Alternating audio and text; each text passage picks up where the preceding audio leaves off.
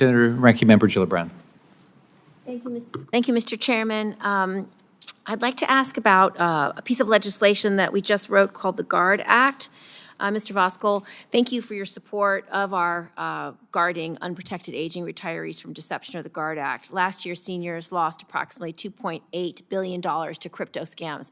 I literally had a friend who was listening to a scammer, went to her bank, took out $10,000, got in a taxi cab to take her from New York City to New Jersey to an ATM to load money in to pay the scammer. And thank God the machine got clogged. And so she only lost $1,000 of her $10,000. But this is a very highly educated woman who was, absolutely convinced that she needed to do this. And it's crazy because they don't understand crypto. They don't know what a crypto ATM is. They don't know where the money's going or what it's doing, but they especially don't recognize that once it's gone, it's gone. And I really am concerned about the lack of not only awareness, but the lack of public service announcements and just as you said, Mr. Bunn, the fact that the platforms do nothing to warn about this type of scam. So back to the question. Mr. Voskuhl, can you expand on how the GUARD Act will help hold modern scammers accountable and the positive impact this will have on older adults? Thank you, Senator, for the question, and thank you for leading out on this important issue, this legislation. Thank you, Chairman Scott, for co-sponsoring. We hear every day of individuals, elders who are defrauded, lose their money. They go to local law enforcement, and they're many times told there's nothing they can do, so they're dejected. We hear it through the AARP helpline. It's a big concern. So we think this legislation will go a long way in helping train local law enforcement and provide them the support and training that they need to make sure that they can help identify victims of abuse, financial abuse.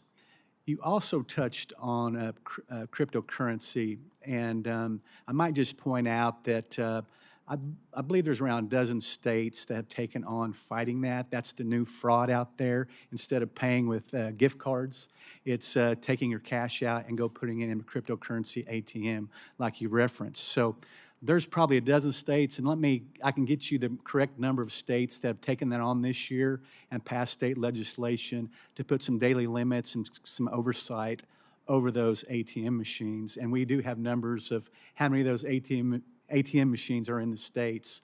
But that's a real growing concern that we see through our Fraud Watch network. Also, the AARP, the Bank First program, earlier there was talk about how do we in the financial sector help? Many times that teller and those bank employees know those individuals they go to the bank. So we've got a program that helps provide education and training to bankers and their employees through the Bank Safe program, and we're happy to provide any additional information on that. While that's an outreach campaign, I know in our state of Oklahoma, our bankers are very receptive in helping protect their clients from signs they see of someone financially exploiting them. Thank you. Mr. Bunn, do you want to add to that answer?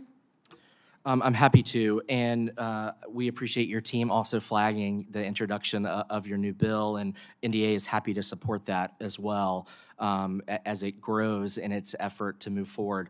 I think, too, as we look at the ability for law enforcement to not only be aware but be trained appropriately to counter these emerging technological threats, that's just critically important.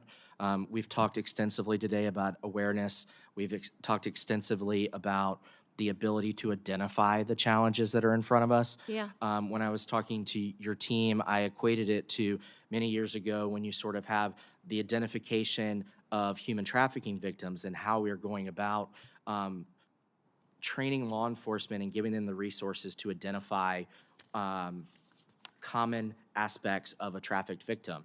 Well, they're common aspects of an individual who's being taken advantage of as an older adult as well. And so being able to identify those and empower law enforcement to be able to move forward with that is critically important. And so the legislation does that in the context of some of the latest scams we're seeing that are growing in the crypto space. Yeah, thank you. Thank you, Mr. Chairman.